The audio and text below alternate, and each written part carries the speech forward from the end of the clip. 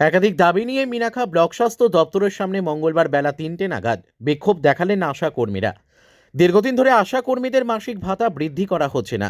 মাসিক ভাতা বৃদ্ধি সহ একাধিক দাবি নিয়ে মিনাখা ব্লকের অন্তর্গত শতাধিক আশা কর্মীরা কর্মবিরতির ডাক দিলেন। মঙ্গলবার দুপুরে মিনাখা ব্লক স্বাস্থ্য আধিকারিক দপ্তরের সামনে এদিন তারা বিক্ষোভ দেখায়। বিক্ষোভকারী আশা কর্মীদের দাবি, তাদের মাসিক যে ভাতা দেওয়া হয় সেই ভাতা বৃদ্ধি করতে হবে, তাদের সরকারি স্বীকৃতি দিতে হবে। এমন বেশ কিছু দাবি তুলে তারা অনির্দিষ্টকালের জন্য কর্মবিরতির ডাক দেওয়ার পাশাপাশি বিক্ষোভ দেখান।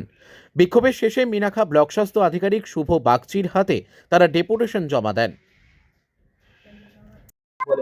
আমাদের যে দাবি আজকের যে 23 তারিখ থেকে আমরা একটা দীর্ঘ সময়ের একটা কর্মবিরতিতে যে যুক্ত হলাম।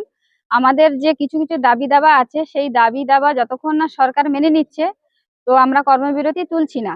কর্মবিরতির সাথেই আমরা জড়িয়ে থাকবো, কারণ আমরা যে কাজগুলো করে থাকি সেটা আমাদের স্বাস্থ্য দপ্তরের সাথে খুবই জড়িত।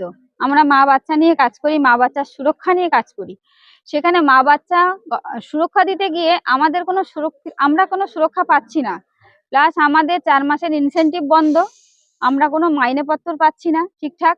তারপরে আমাদের ভাগে ভাগে টাকা দেওয়া হচ্ছে। আমাদের যখন তখন যে কোনো কাজে, খেলা মেলা যেখানে সেখানে ডিউটি ফেলে দিচ্ছে। আমাদের একটা পরিবার আছে, তো আমরা চাইছি যে আমরা কাজ করতে চাই, কিন্তু কাজের ধারাবাহিকটা যেন এমন ভাবে করা হয় যাতে সবার সংসার বজায় থাকে এবং তার সুষ্ঠুভাবে তার ফিল্ডটাকে সে বাঁচিয়ে রাখতে পারে। আজকে ডেপুটেশন জমা দিলেন, কি কথা হলো?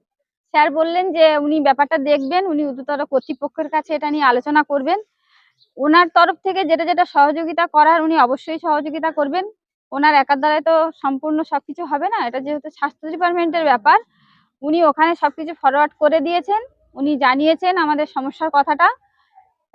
উনি আমাদেরকে প্রচুর হেল্প করেছেন, 1.5 ঘন্টা আমাদের সাথে এটা নিয়ে আলোচনা করেছেন, আমাদের সমস্যার কথা জানতে চেয়েছেন, আমাদের কাজ করতে কোথায় কোথায় কি অসুবিধা হচ্ছে সেটাও জানতে চেয়েছেন। এটা আমাদের খুব ভালো লেগেছে যে উনি আমাদের এতটা সাপোর্ট করেছেন, এতটা সময় দিয়েছেন। আজকে আপনাদের কর্মবিরতির এই যে বসিরহাটের মিনাখা থেকে প্রদীপ সরকারের রিপোর্ট, বিগ নিউজ বাংলা।